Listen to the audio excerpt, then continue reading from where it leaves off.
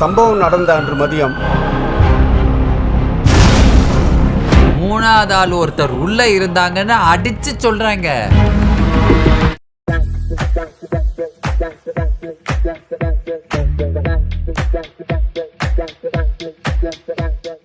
வணக்கம். Edison tax நேயர் அனைவருக்கும் எனது பணிவான வணக்கங்கள். நம்ம இன்னைக்கு என்ன படம் பார்க்க போறோம்னு கேட்டீங்கன்னா, ரகு தாத்தா.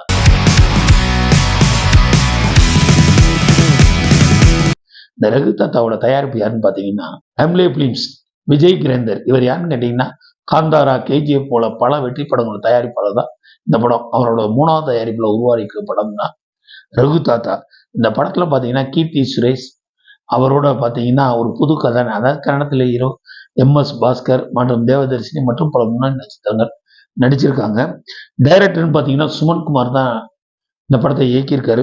ஒளிப்பதிவு யாமினி ஆக் மூர்த்தி, வசனம் மனோஜ்குமார், ஹேன் ரோல்டன்ங்கிற மியூசிக் பண்ணியிருக்காரு. என்ன வேஷம் அது? பொண்ணா அடக்கமாலாம் இருக்கும்.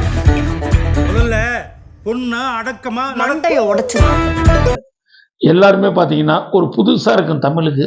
இது மொழி மாற்று படம் தான் சொல்லணும். ஏன்னு கேட்டா இது கன்னடத்துல இருந்து தமிழுக்கு நேரடியாவே பண்ணியிருக்காங்க. அந்த மாதிரி அடிப்படையில இந்த படம் ரகு தாத்தா. என்னடி 2 பேரும் கொலை கடத்தல்ல பேசிட்டு இருக்கேன். போன மாசம் என்னமோ விஷம்னா இந்த மாசம் தூக்குன்றான். ரகு தாத்தாவோட கதைன்னு பாத்தீங்கன்னா, இவ ஒரு இளமை, அதாவது முற்போக்கு சிந்தனவாதியான ஒரு ஹீரோயின் கதாநாயகி கீர்த்தி சுரேஷ். இவ கயல்வெளி பாண்டியன்கிற இவளோட முழு பெயர் கயல்வெளி, அப்பா பேர் பாண்டியன். காப்பாங்கிற பேர்ல புனைப்பெயர்ல ஒரு புக்கு எழுதுவா. நல்ல அந்த புக்கு விறுவிறுப்பா போகும். இந்த புக்கை ஃபுல்லா ஒருத்தன் படிச்சுக்கிட்டே இருந்து இவன் மேல ஒரு சின்ன லவ் இருக்கும். அவனுக்கு என்னன்னு இவளை எப்படியாவது நம்ம அடக்கி இவளை கல்யாணம் பண்ணணும்னு ஒரு ஆசையில இருப்பா. இவளுக்கு கல்யாணமே பண்ண வேணாங்கிற ஒரு முயற்சி இருப்பா. காரணம் என்ன, கல்யாணம் பண்ணா நமக்கு எதுக்கு நம்மளோட உரிமையில் அங்க பறிக்கப்படுங்கிற சிந்தனையில இருப்பா.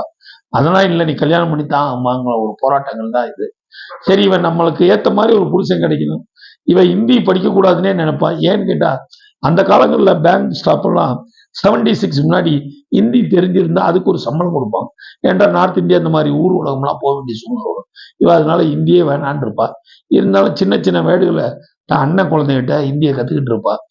பட் நமக்கு இப்போ ஒரு சூழ்நிலை வரும்போது தாத்தா தான் உயிர்னு நினைச்சிட்டு இருந்தா அந்த தாத்தாவும் இவளை கல்யாணம் பண்ணுங்கிற எண்ணம் வரும்போது, உன்னை அம்மா கல்யாணம் பண்ணிக்கவும் போது இவளை விரும்பினானே ஒருத்தன், அவன் தான் கதை நாயனா வராங்க. அவன் என்னன்னு என்ன, இவளை நான் உனக்கு நீ என்ன சொன்னாலும் கேட்கிறேன், உன்னோட அடிமை மாதிரி நினைச்சுன்னு. இந்த ஒரு படத்துல RK சுரேஷ் வரலட்சுமி சரத்குமார் அப்படிதான் ஓடி ஓடி மருமகனை கல்யாணம் பண்ணிட்டு டார்ச்சர் பண்ணுவான். இவனுக்கு உள்ளுக்குள்ள ஒரு மனசு இருக்கும். பட் ஹீரோயினுக்கு அது எப்ப தெரிய வருதுன்னா, இவன் இவளோட அத்தனை புக்குகளையும் படிச்சிருவான். படிச்சுட்டு இவளை பத்தி இவட்ட உள்ள என்ன பிளஸ் மைனஸ் ஒரு டைரி எழுதி வச்சிருப்பா. இவ காப்பா கயல்வெளி பாண்டியன் எதிர்பாராத விதமா இவன் வீட்டுக்கு போகக்கூடிய சூழ்நிலை, அந்த டைரியை பார்க்கக்கூடிய சூழ்நிலை வருது. ஆகா, இவன் இப்படிப்பட்டவன் நான் நினைச்சு இவனுக்கும் பழிவாகணுங்கிற எண்ணத்துலதான். நீங்க என்ன கல்யாணம் பண்ணிக்காம இருக்கீங்க? என்னை விட 7 வயசு அதிகம். நீங்க என்ன கல்யாணம் பண்ணிக்கல?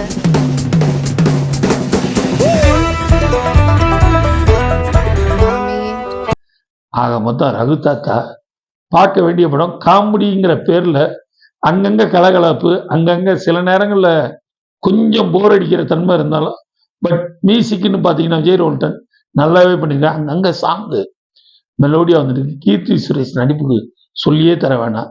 அது கிட்டத்தட்ட 5 ரூபாய்க்கு நடினா 50 ரூபாய்க்கு நடிக்கக்கூடிய ஆர்டிஸ்ட் MS பாஸ்கர் சொல்லவா வேணும்.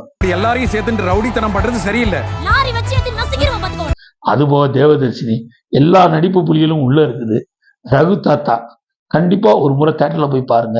ரகு தாத்தா பார்க்க வேண்டிய தாத்தா. கீர்த்தி சுரேஷோட நடிப்பு கயல்வெளி இருந்து இந்த முற்போக்கு சிந்தனையா நம்ம எல்லாமே இந்த ரிவியூல சொல்லிட்டோம்னா பார்க்குறவங்களுக்கு இன்ட்ரெஸ்ட் குறைஞ்சிடும். அதனால தயவுசெய்து நீங்க தேட்டர்ல போய் பாருங்க. உங்களுக்காக நான், உங்களால் நான். வணக்கம்.